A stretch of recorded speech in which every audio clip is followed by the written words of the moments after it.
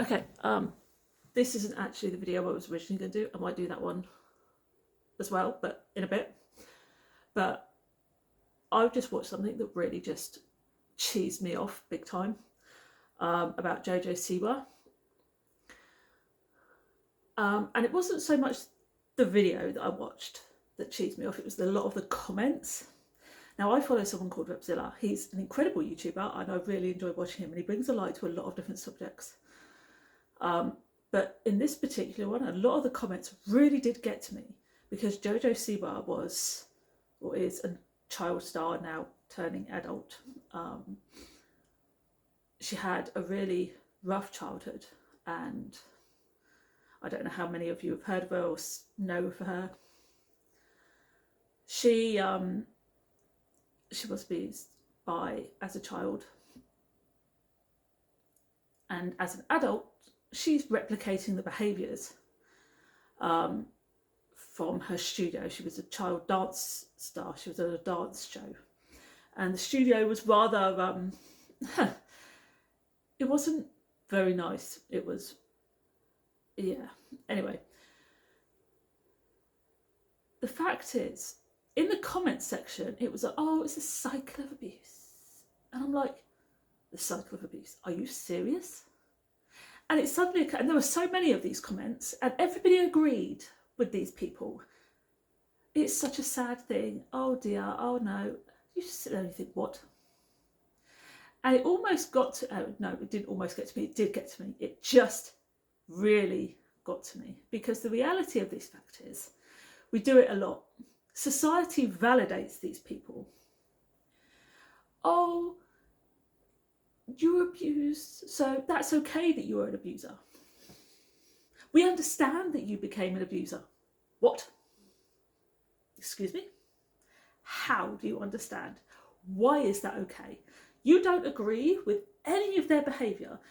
Society, the law, says that what you're doing is illegal and wrong. And yet, the minute somebody turns around and says, oh, but I was abused, so I'm just copying the behaviour that I was shown. And then somebody goes, oh, it's the cycle of abuse. No, absolutely, never in a million years. Do you know how many people on this planet get abused? Every single day. And it is only a fraction of them that actually repeat, the behaviours. There are so many people out there that go through such horrendous things every day, and yet never repeat it, not ever. They never, ever, ever put another human being, another living thing, through the hell they went through. Not once. And before anybody sits in my comment section and says, well, they probably got help, not all of them do. Not all of them do. And not all of them get help until they get to a point where they are at rock bottom. And even when they are that low, you will find that not all of them have either gone to drugs or drink. And not all of them have actually harmed another living being. Even at rock bottom.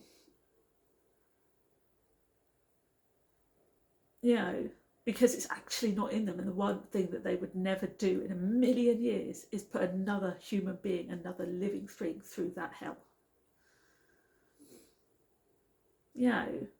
So the fact that anybody will use their experiences to justify doing that to anybody else, and the fact that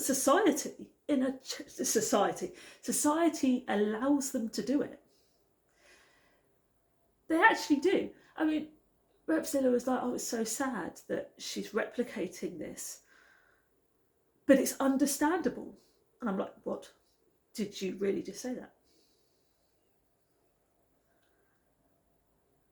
I'm like, no, absolutely not. It's not understandable, not in a million years to understand, because there were loads of students at that dance studio, and yet she seems to be the only one who actually repeated what happened there and has gone on to repeat what happened to her to other people. And I'm like sitting there going, how on earth is that normal? How on earth is that justifiable? How on earth is that understandable? And why on earth is society justifying it? This is the 21st century. We are now in 2024. Why on earth is society justifying abuse in any way, shape, or form? It really got to me. Really got to me, because I know people who went through hell and back and never ever harmed another living being. And I myself have gone through a hell of a lot. A hell of a lot. And never physically harmed another human being. Now, before I went on my meds, I had dissociative, I do have fugue states, but before I went on my meds, my son every once in a while comes out with these things that he said I've done. Like, I used to lock him in his room, I used to yell at him, or I used to lock him outside. I don't remember doing any of that at all. But he keeps saying that I did it. Don't remember doing any of it. I don't remember doing a hell of a lot of things. A lot of my life is in bits and pieces from about actually, most of my life is in bits and pieces from about the age of 3 upwards. I can't remember the majority of my life. But, you know, my son's from the minute he was born, I can remember it being born, but I can't remember most of his life. I can't remember when he started walking. I can't remember when he started crawling. I remember his first word because it annoyed me, because it was dad, and his dad's out of the picture. But I can't remember a lot of things. There are lots of things in his life that I cannot remember. I can't remember his first nativity or his first play at school. I can't remember going to his first parents' evening. I can't remember. Yeah, there are a lot of things that I've forgotten, and there are many things in my life that throughout my years that I've forgotten. It got better once I went on my meds, but I didn't go on my meds till I was 35. So, you know, which is whatever. But it wasn't easy. And my son's saying I did all this stuff and I don't remember doing any of it.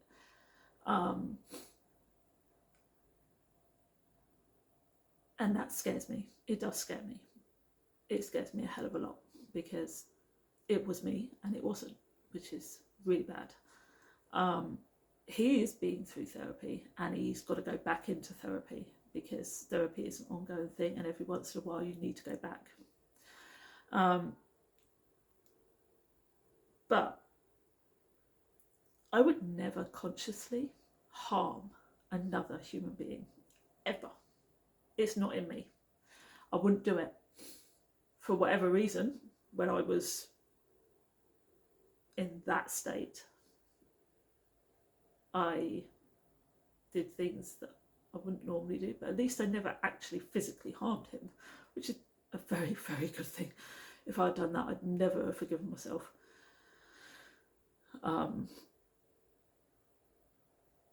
But these are moments that are ingrained on him that I don't remember doing, which makes it worse, I think, for me.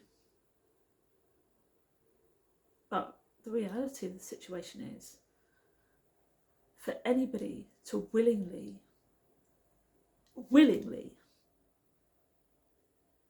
repeat abusive behaviours,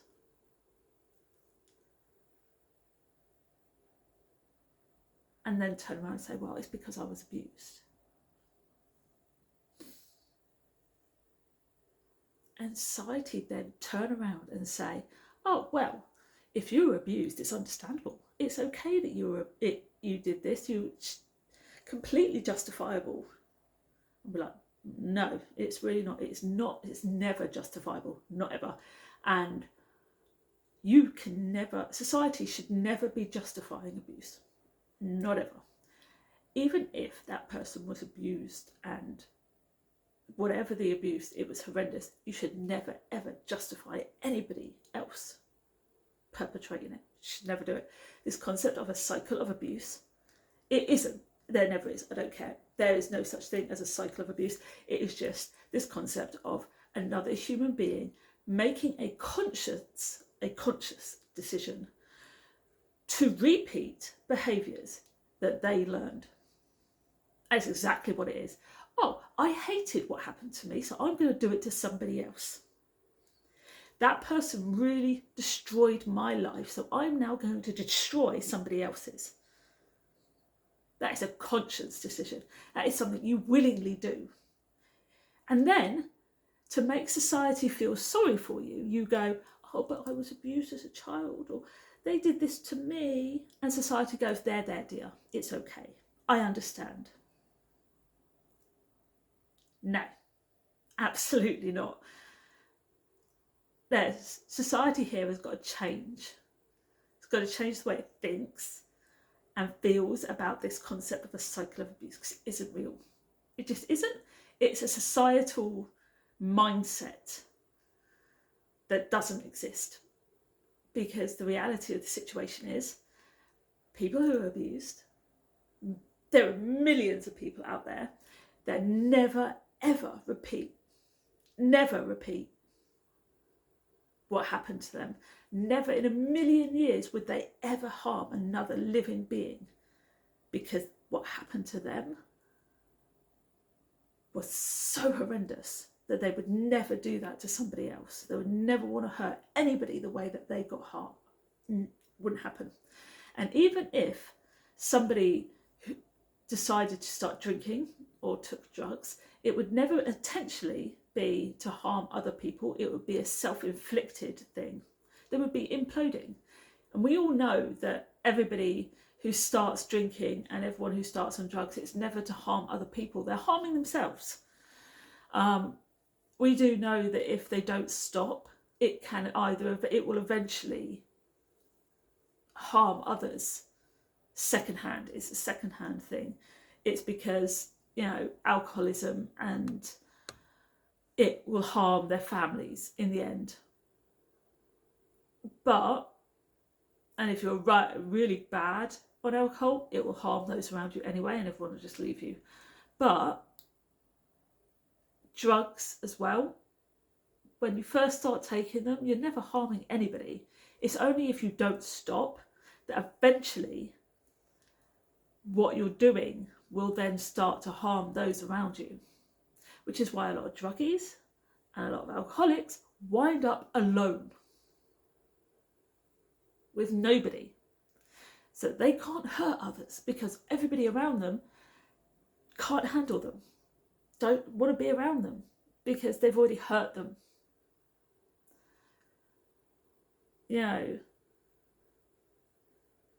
But they're not trying to hurt them. They're actually just hurting themselves because they can't handle what happened to them. Everybody knows this,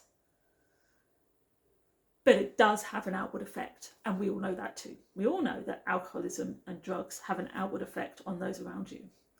But it's never an intentional, I'm going to do this to hurt you. It's I'm doing this to harm me.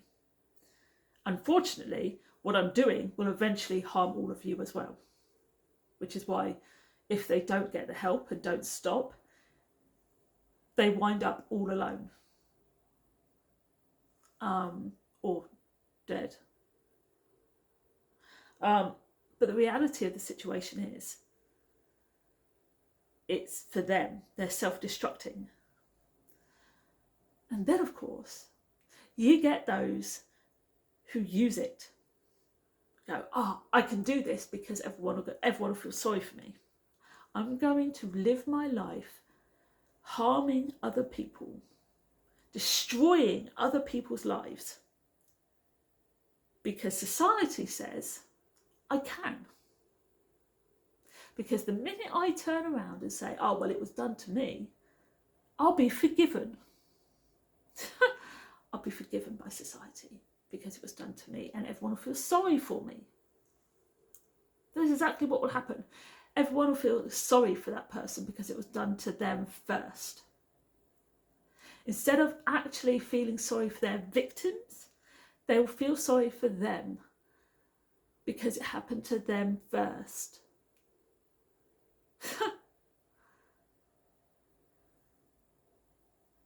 So they can carry on and they can go on destroying lives, knowing full well that the minute they turn around and say, oh, well, it happened to me, that's why I'm doing it, everyone will go, oh, they're there. It's okay. Don't worry about it. You didn't mean to.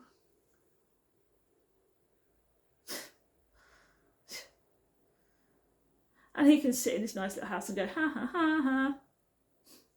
Because he did mean to. It's exactly what he meant to do, or she meant to do. It's exactly what they meant to do. They meant to harm those people, knowing full well they'd get away with it.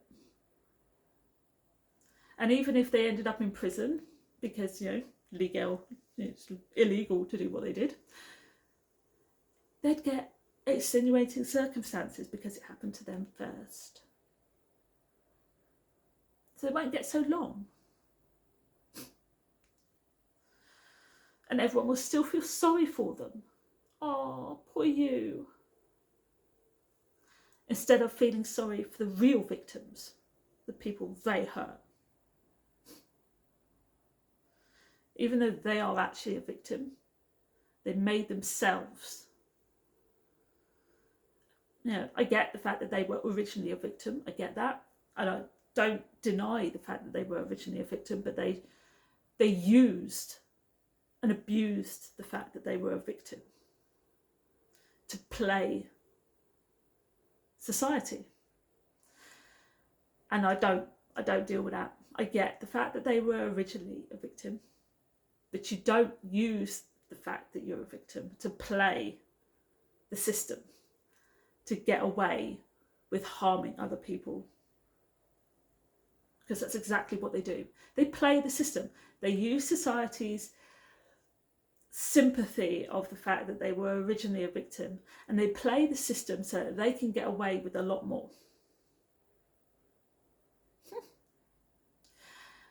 If society stopped actually pandering to these people, they can still get justice for them because they were a victim. And if they can get justice for them, that's great. But they abused the system. They played the system to get away with their behaviour. I hate it. It invalidates so many people. It really, really gets my goat. And I'm going to go.